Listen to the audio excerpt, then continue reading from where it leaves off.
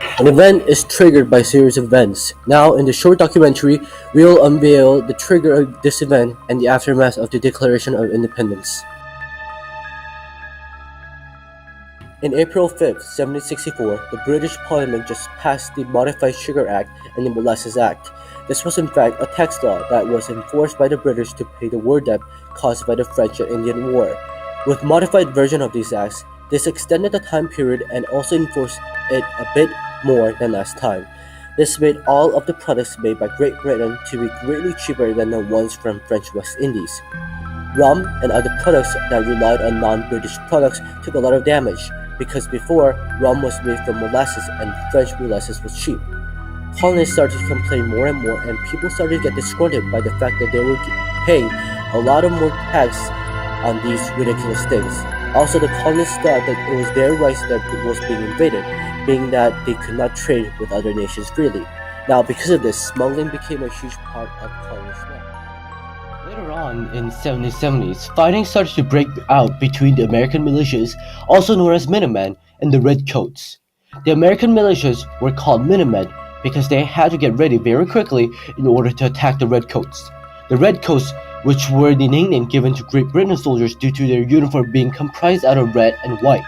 These little fightings made Great Britain mad, and more troops started to pour in and started to rule the colonists with strict laws. The colonists could not take it anymore.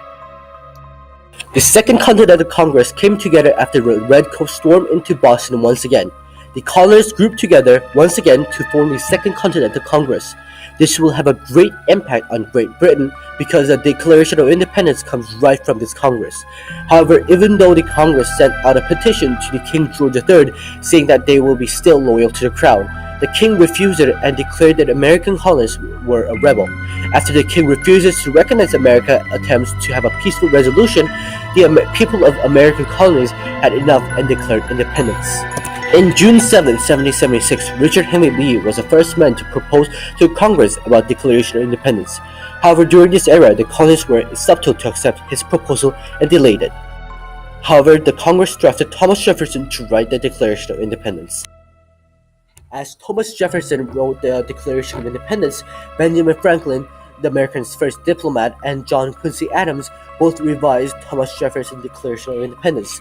They kept the original form but added their own ideas on how a Declaration of Independence should look like. In July 4, 1776, the Congress finally approved the Declaration of Independence and adopted it.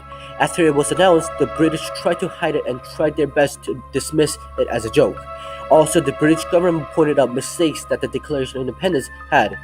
This declaration divided the British government, with some saying that they had gone too far, while some saying that it was the right thing to do. The Declaration of Independence became a rally point for the colonists to group up and to fight against the Great Britain during the Revolutionary War. Until 1778 Treaty of Alliance with France, the United States was not actually looked upon as a true independent government. In 1782, Netherlands addressed US as an independent. In 1779, Spain. This Declaration of Independence also caused the Revolutionary War, which the United States have won, and Great Britain had acknowledged the United States as a free and independent state after the Revolutionary War.